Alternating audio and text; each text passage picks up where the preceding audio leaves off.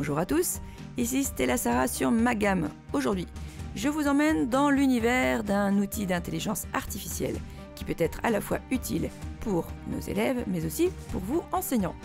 Je vous montre comment réviser ou faire réviser efficacement avec l'IA grâce à un outil que j'ai testé pour vous. C'est NotebookLM créé par Google. C'est simple, rapide et parfait pour gagner du temps avant une évaluation. Allez, c'est parti! Découvrons ensemble ce magnifique outil. Alors tout d'abord, il faut évidemment se connecter avec une adresse mail. Je vous conseille de prendre une adresse mail exclusivement pour ce genre d'outil. NotebookLM est donc une plateforme d'intelligence artificielle qui permet de transformer vos documents en fiches de révision interactives. Vous pouvez y importer pas mal de formats. Regardez bien, je partage mon écran. Il se charge en fait, cette IA, de faire un résumé, d'expliquer et de répondre à vos questions à partir des documents que vous avez fournis. En gros, c'est comme avoir un assistant virtuel à la maison qui va reformuler le cours d'une autre façon et peut-être vous aider à mieux apprendre. Je ne sais pas, dites-moi si c'est mieux ou pas, ça serait sympa de savoir. Alors pour les enseignants, c'est à mon avis un gain de temps pour une préparation de synthèse de cours, pour faire des fiches de révision ou même des quiz à partir d'un document déjà existant. Pour les élèves, c'est génial parce qu'ils vont pouvoir poser des questions sur le chapitre à l'IA directement. Alors évidemment, on existe encore, on est devant vous, donc n'hésitez pas à nous poser des questions. Donc l'IA va extraire les idées principales, les définitions importantes du document, toujours à partir du document, et expliquer parfois des notions autrement. On demande toujours à nos élèves de reformuler, et bien là, il va le refaire aussi. Allez, je vous fais tout de suite une petite démo. Donc là, je suis sur la page de NotebookLM. Je vais importer un document, par exemple une séquence que je fais déjà avec mes sixièmes sur la pulsation, le rythme, le tempo. C'est pas une grande nouvelle, tout le monde fait ça en sixième. L'outil va donc générer en quelques secondes et va me proposer un document et un résumé clair.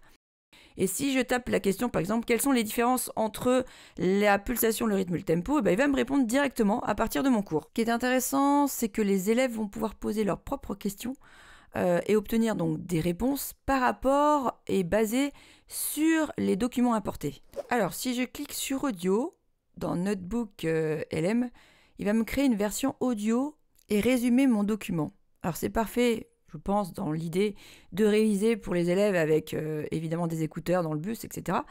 Mais je vous conseille quand même de bien vérifier parce que je trouve déjà ça très long. Et en plus, ils extrapolent, donc ils vont aller chercher des documents autres que votre cours. Et parfois, je trouve qu'on se mélange plus les pinceaux qu'avec notre propre cours. Voilà, moi c'est mon avis, après vous faites comme vous voulez. Les petits résumés en vidéo, j'aime bien. Parce que c'est clair, concis, rapide. Vous pouvez programmer plusieurs choses, donc ça c'est chouette. La carte mentale, je la trouve assez longue.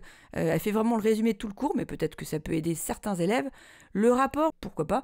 Et les fiches d'apprentissage, j'aime bien parce que vous avez la question d'un côté et vous cliquez pour avoir la réponse. Donc ça permet de vérifier si on a bien compris. Oui, parce que les enfants, il faut quand même apprendre sa leçon. Heureusement, l'IA ne fait pas tout à votre place. Et les quiz qui sont pas mal. Et puis quand vous vous trompez, il vous explique pourquoi vous vous trompez. Donc ça peut être très formateur parce qu'on apprend toujours de ses erreurs. Je peux aussi lui demander de me faire une fiche de révision simple pour mes élèves de 6e.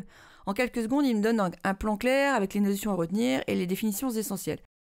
Si je veux adapter aussi pour des élèves 10 ou malvoyants, je peux aussi lui demander à Netbook de simplifier le vocabulaire ou de rajouter des exemples audio. Et c'est franchement bluffant, je vous l'assure. Vous pouvez partager en générant des liens pour vos élèves ou vos petits camarades si vous êtes élève. Petit conseil pour nos élèves, n'hésitez pas évidemment à tout relire, les fiches, à les personnaliser, à faire attention à ce que l'IA vous raconte aussi, il faut toujours vérifier, je le dis tout le temps.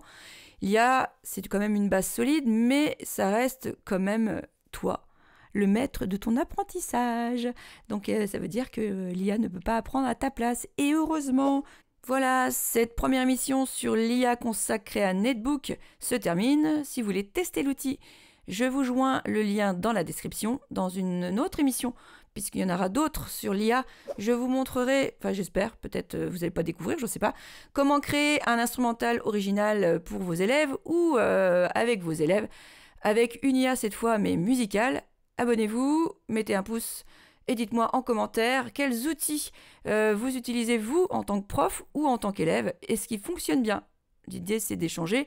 Et je vous dis à très vite pour la suite de nos aventures avec l'IA et la pédagogie en éducation musicale. Ciao!